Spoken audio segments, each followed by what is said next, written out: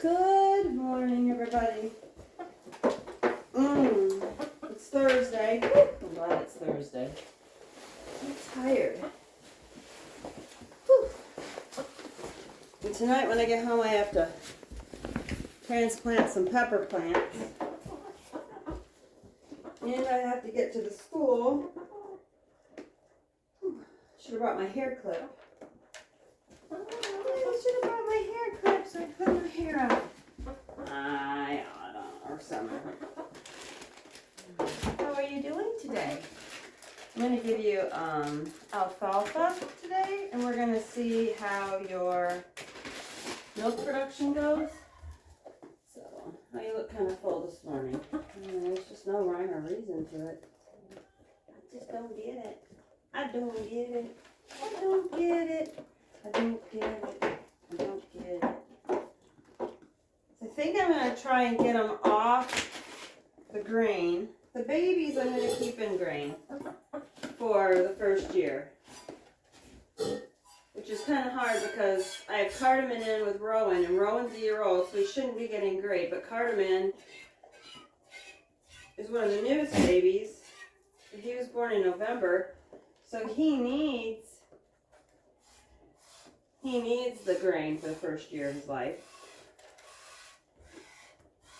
And Artie needs to go on alfalfa only, no grain, which is not going to make him happy. Hey, Chicky, here's your milk. Oh my goodness, hurry. Oh my, such a hurry. Such a hurry. Oh, there's your daughter screaming. I tried yesterday putting her in the stall next to the other goats to keep her from screaming. It didn't work.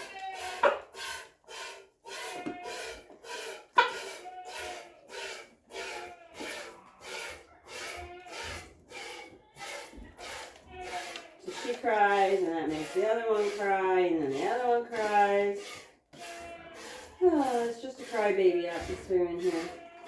Then the turkey gets all upset, so the turkey starts gobbling, which gets the geese upset, and then the geese start honking. And Duck just waddles through all of it going...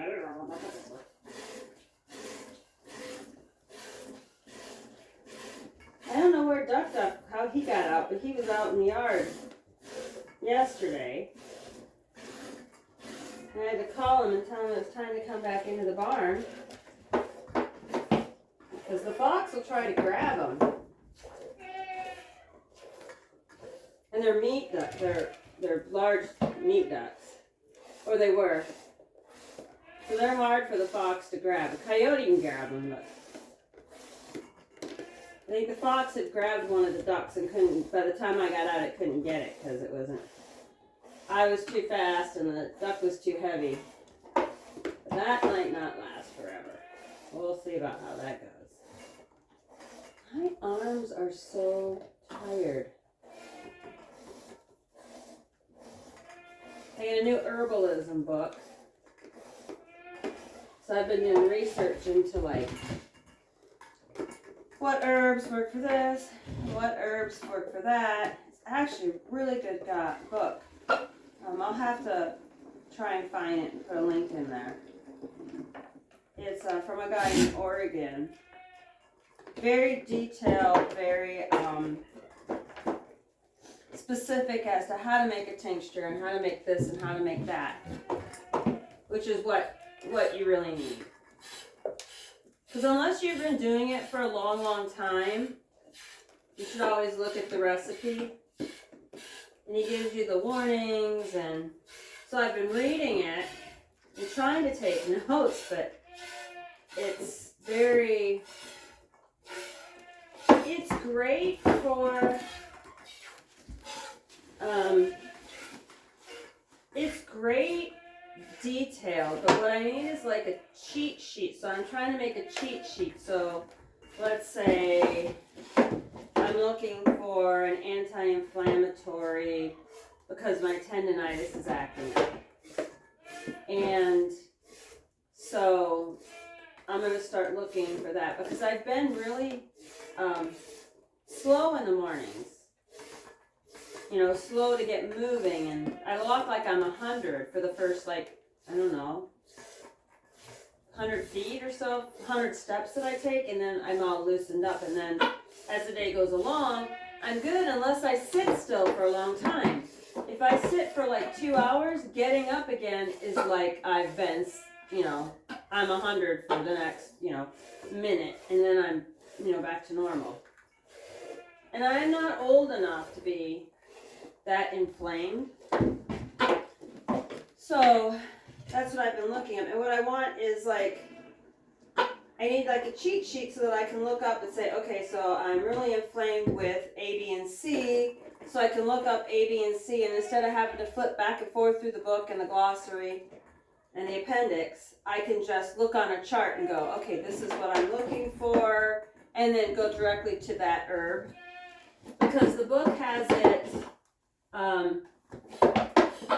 everything is under anti-inflammatory, which is fine, but anti-inflammatory covers like joint aches where you're going to take something because your arthritis is acting up versus taking something because the goat kicked you and you have a bruise and it's inflamed and it's sore and you want something that's going to... Are you out of the grain already? You want something that's going to take it off. And so I'm looking for like a quicker cheat sheet. Because sometimes I don't have time to spend an hour looking through every single one of the anti-inflammatory herbs. And I'll flip it through and go, nope, that one's not what I need. Nope, that one's not what I need. Nope, that one's not what I need. And I'm cross-referencing it with a list of what herbs do I need to buy and what herbs are medicinal herbs or plants are already in my environment that I need to look for, and what time of year do they come up for me to go out there and look for them. So this spring I need to get some burdock root. That's on my list. I already harvested, last summer I harvested a bunch of red clover and white clover. But there's some I really want that I have to order more seeds and plant them. So, hey.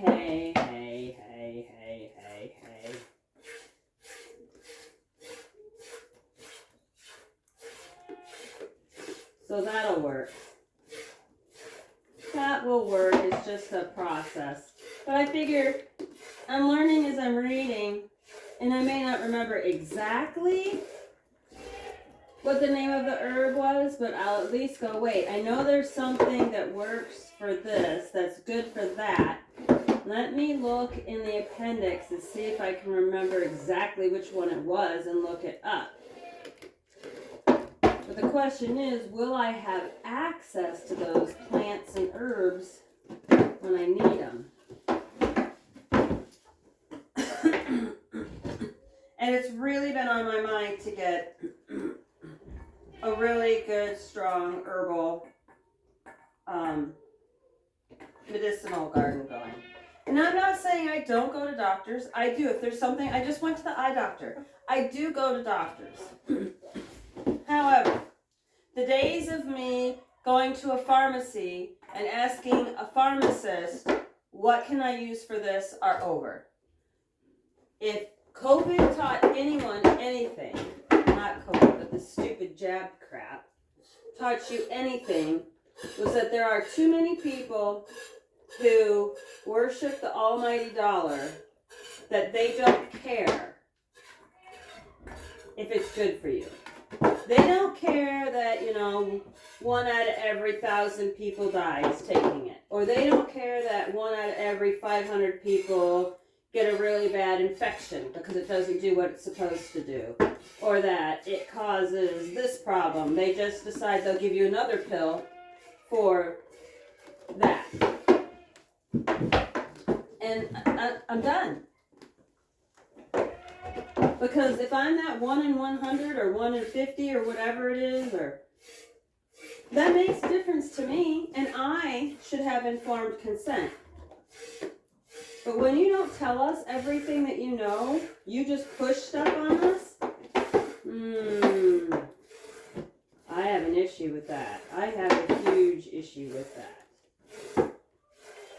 And here's the worst part of that. You have now created a group of people, a growing group of people. What is it that you want, Missy, who don't believe in the FDA? We don't believe in the CDC. We don't believe It's like if you have a really good friend or a spouse or a child or coworker or somebody you go to church with, and they lie to you over something that's very important to you. And then instead of when you approach them, you say, "Hey, you told me this, and that is not true." Instead of them admitting that they were wrong, they try to cover it up again, Summer. So would you believe that person? That person in your life?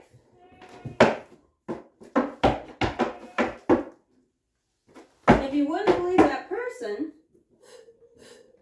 why are we supposed to have blind faith in an institution or a governmental entity that we know lies to us?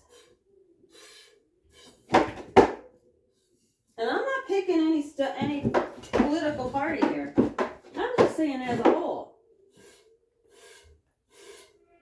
Let's take the Food and Drug Administration, for example. They cover food. Well, years ago, probably 2009, 2010, there was a blogger by the name of Food Babe. And she has children who are allergic to things. And I have a daughter who was allergic to blue food coloring. And it was a fluke we figured out what it was. Blue and green. Couldn't have anything that had blue or green food coloring or purple because that's a combination. And she would break out in hives, her face would start to swell. Could have developed into a very serious allergy or allergic reaction. And I'll finish this when I come back. Let's put her up and I'll get the other one. Talking about food coloring in the FDA. Come on, Food Babe. Oh, honey, you okay? Oh my goodness, we're trimming those feet. We're trimming them feet Saturday. No dinking around about it.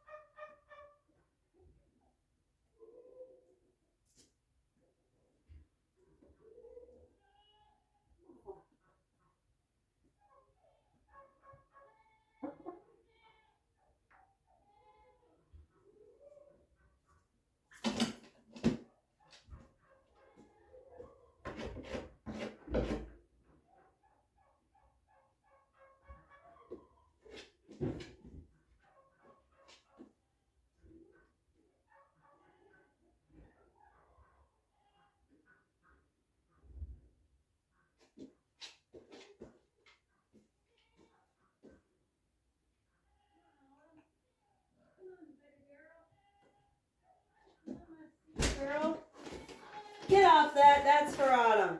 Get off her thing. Come on. Here you go, Autumn. Guess Clyde's not coming in today. Did you want some alfalfa for a change? Can I put some over here? I'll give you a bunch when you go on your stall, but I'll give you a bunch today too. There you go. There you go. It's in there. So I am like paying attention. This was the whole start of me going into besides getting rid of margarine, which happened in the early 90s, it was the late 80s, so I was like, okay, I'm done with margarine, it's gross. So I started kind of looking into what's in our food, and she had this thing about Kraft macaroni and cheese. So Kraft owned by General Mills. I'm not sure which one it's owned by. But it's owned by, anyway, one of the big corporations. And she was like, hey, listen, the studies are showing, even our studies in the United States, studies in Europe, studies in Canada, that one of the yellow dyes that Kraft uses in its mac and cheese causes hyperactivity in children. And so she started a petition. It was on Facebook, it was on whatever her blog page was, and to have them either take it out or sell us the mac and cheese they sell in the UK or in Canada. Because the UK and Canada, the European Union, have different food standards. So if you put anything into a packaged food in Canada, the UK, or the EU that isn't a food. So let's say I'm making ketchup. I'm going to say salt, garlic, tomato paste, tomato puree, corn syrup, which is in there. And then I put glyphosate something, some chemical in there.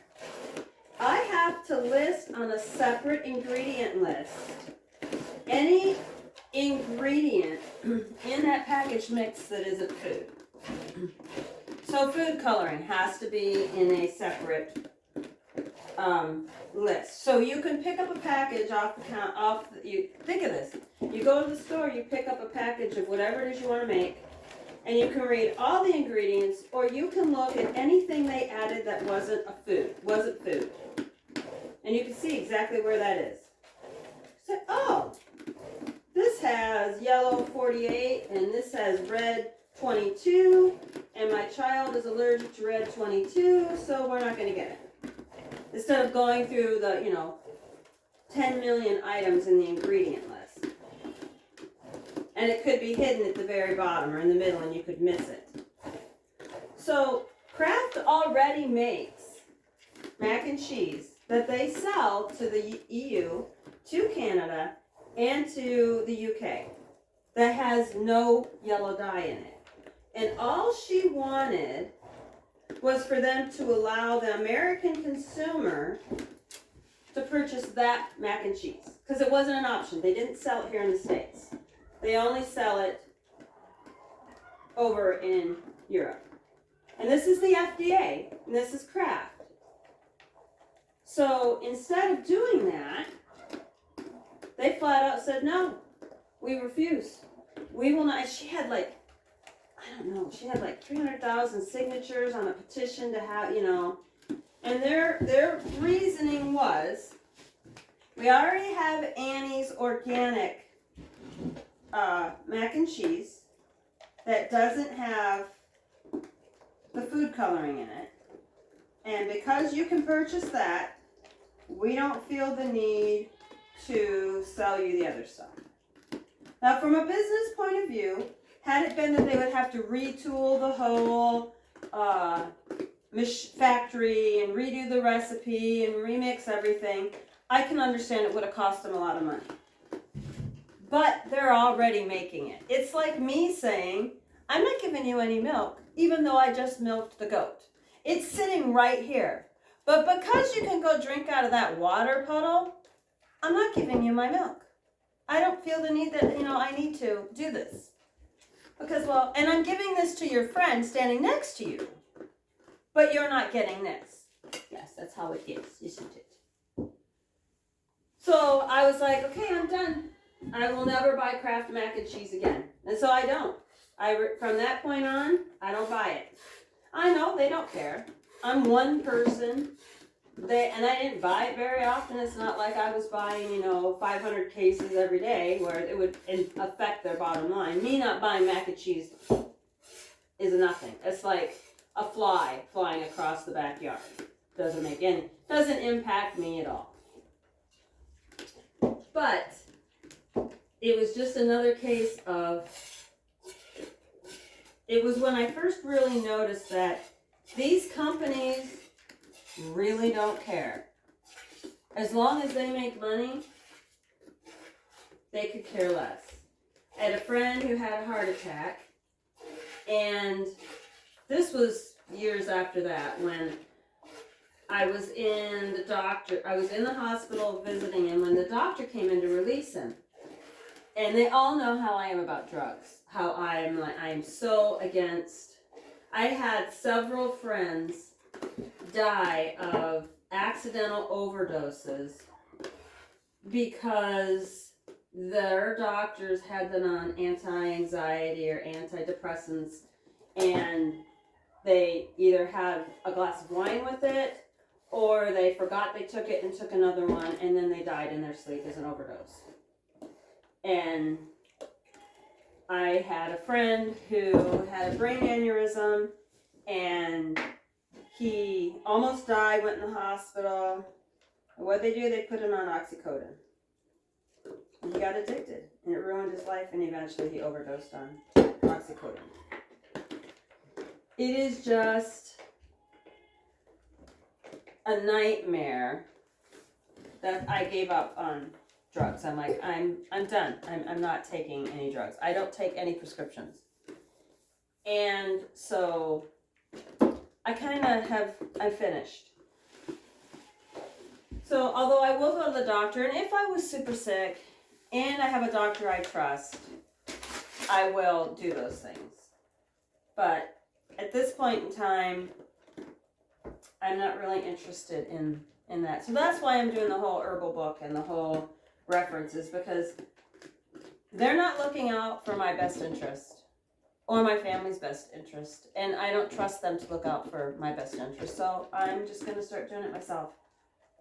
And if I have friends who are like, well, what do you do? I said, well, give me a call and I'll look it up in my herbal book and I'll read you what it says, and you can make the decision as to whether you think you're going to spend the time. It's all about convenience at this point in time with us. As a society, we've decided that it's more important for me to be able to walk into the bathroom, open a pill bottle, take a couple pills, and be done with it, instead of having to go and either eat something special or brew some hot water and make a tea and let it sit for 5 minutes, and then you have to do that 4 times a day. Oh, that's too much. It's going to take too long. It's all about that instant gratification that we have to have everything right now. And I don't want to mess with it. I just want to take a pill. I just want to take a pill and be done with it. But when my friend was in the hospital and the doctor came in to release him, he's like, well, we're going to give you this, but that causes this, so we're going to give you something for that. And that may cause this, so we're going to give you another pill that will take care of that. It was like something to keep his blood flowing, but that caused something else, so they gave him a pill that caused that, and that caused nausea, so they gave him something for the nausea. And they all looked, everyone in the room but the doctor turned and looked at me, and I looked at him and I go, I gotta go. I'm so glad you're getting released. We will talk when you get home. I've got to go. And they literally laughed at me because I walked out, because I was just like, I can't sit here. I can't sit here and listen to him to tell you to take all this stuff. He's going to give you one thing. Didn't even try anything else. Didn't even, it was, this is what we're going to give you. Didn't sit down. And I had a great PA, physician's assistant, and I had told her and warned her, we were friends, that if you come into the office and you say, Kim, we need to put you on blah, blah, blah, you better bring in your laptop, and you better plan that we're going to sit down and that we're going to look at all the side effects. We're going to look at all the homeopathic stuff that could work, and we're going to do that kind of stuff, aren't we? Yes, we're going to do that stuff too, aren't we? Oh, I'm sorry, am I supposed to be grooming you? So, there's my blurb on pharmaceutical companies and herbal gardens. Oh no! What's that? Did you swallow that wrong? Are you okay?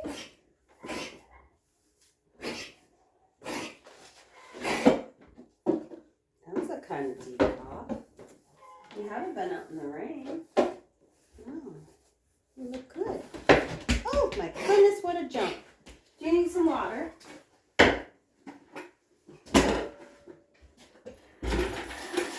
I just put water in your stall, but you might want to... Oh, what are we looking for? Are we looking for an apple tree? You were just coughing. You're like, oh no, I can eat an apple tree. And I'm not coughing that bad, huh? Your horn looks a little better. There's a piece of grass stuck to it. Piece of hay stuck to your hair, horn. Yeah.